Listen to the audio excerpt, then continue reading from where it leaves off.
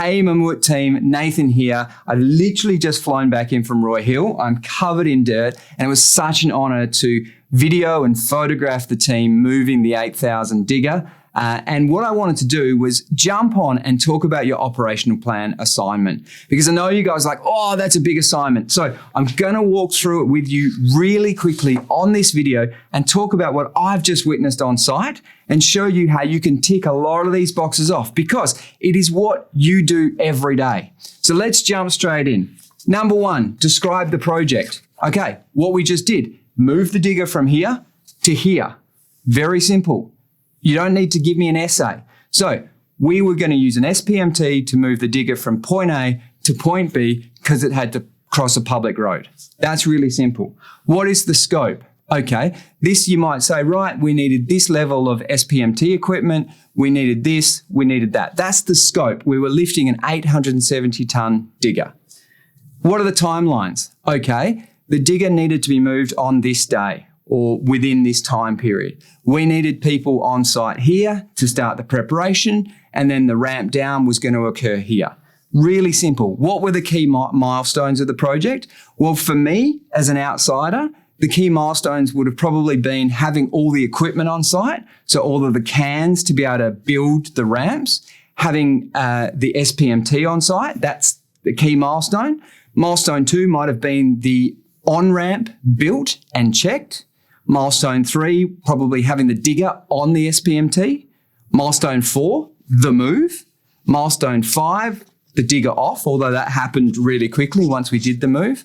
Milestone 6, having all of the cans undug, so out of the ramps. Milestone 7, demob, everything on trailers left side. Really simple. So the budget, I wasn't involved in that, but if you are part of that, what are you budgeting for? You know, I guess some of the consumables might have been the plywood that went on top, that kind of stuff. You had to budget personnel, etc. Don't spend too long on it. Just simple budget. If you were privy to that, you can take a photo, screenshot it, upload it.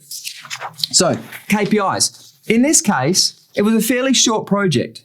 There's probably not a whole lot of KPIs that were recorded, or we kind of did them as we went. So in this case, not particularly applicable, and that's fine to write. The resource requirements. So this is in the planning phase. So how many cans do we need? What trucks need to get those cans to site? What size crane do we need? What SPMT do we need? All of that, they're your resource requirements. Your operational procedures. These are generally done for you. They're already kind of templated. They're your SWMs. They're your JHAs. They're your crawl. How are we going to do this? You've already got it. Take photos of it, upload it, put it into a PDF. There's your procedures. Communication plan. Now, I know you guys are like, whoa, when we did it in class, how do we communicate? Well, phone, SMS, email. Well, I saw on site a heck of a lot of communication. I saw a lot of phone calls. I saw people signing on to the JHA. I saw people signing on to other documents. I saw constant communication, verbal communication between Mammoet and the client and different stakeholders in the client as well. So how did you communicate? You can write that down. Record keeping requirements. Were there particular, did you have to write down hours on the SPMT machine? Did you have to note the logbook of hours on the crane? What specific record keeping were required? Also for the JHA, etc. Risk management plan. Again, that is your JHA. Everybody signs on to it, take photos of it. You don't have to do anything. You've already done it. Contingency plan. Now, we did have a contingency, and it probably wasn't something that we could have thought of beforehand, because a move like this has not been done before. So you might not have had a contingency plan in the planning stage. We might have had weather or personnel issues or whatever. Again, write them down. Don't spend too long on it. Physical resources required. I've already touched on this. How many cans do we need to build the ramp? The beams, the trucks on site, the SPMT, the physical stuff we needed. You might want to think down to the plywood that sat on top, those kind of physical resources. The human resources, who needed to be on site? We needed a crane driver able to drive this size crane. We needed the labourers, we needed the SPMT crew. what was required for the human resources? Who reviewed the plans and who gave the approval? So the engineering for the ramp, for etc. Who reviewed that and who approved that? Now we're up to stage 2, the implementation.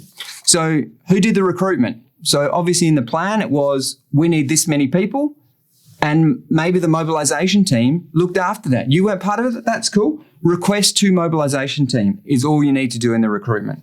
Staff induction. And in this case, it happened before I got there, but I'm assuming it was fairly simple.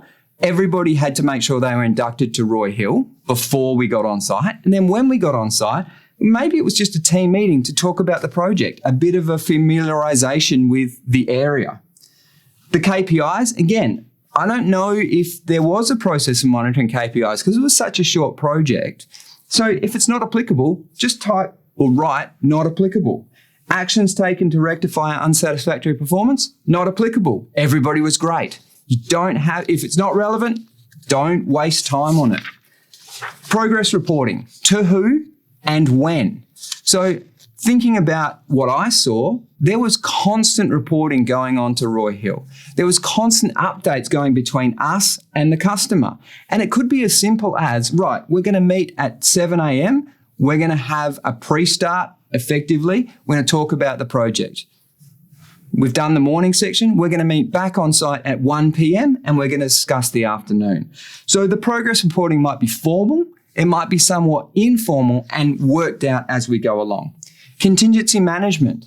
Now, pre the move, there might have been a contingency plan for weather or staff unavailability, etc. If that's already created, put that there. What we did have a contingency. We had a problem with how the bucket was sitting on the SPMT. Now, was there a plan for that? Or did we just adapt as we went? We tried 2 or 3 things. So how do we manage those contingencies? Well, in this case, we tried one thing. That didn't work. We tried something else, but we were constantly communicating with the client to work out the best solution for how that bucket was going to sit. Was there any variation? Again, I'm not sure. Did the client need to sign off? Okay, we had half a day delay that meant the machine didn't move to the following morning. That effectively was a variation. Now, the last one is the evidence of successful completion. That's what I was there to do. I was there to photograph and film the move of the 8000 digger. So successful completion can literally be an iPhone photo of the finished project, of the finished job. Now we move into the review. So project review, how did you review it as a team? What were the lessons learned? And then number 3, how was that communicated to the organisation? And that was my pleasure to be there, to film, to shoot, and to communicate it, not just to Mammoet, Roy Hill, but wider. So I just wanted to run through that really quickly with you guys. This operations plan assignment, I really don't want it to be too much of a burden for you. It is so much what you do every day. You just got to think about it and write it down in steps. If it's not applicable, put not applicable. And as we finish, I just want to say it was such an honour to be part of the Mammoet team on this project.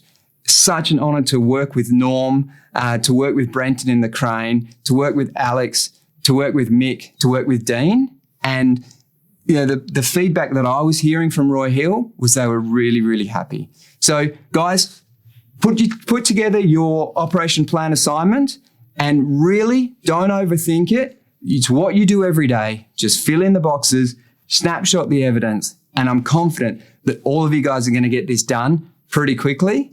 I'll see you very soon.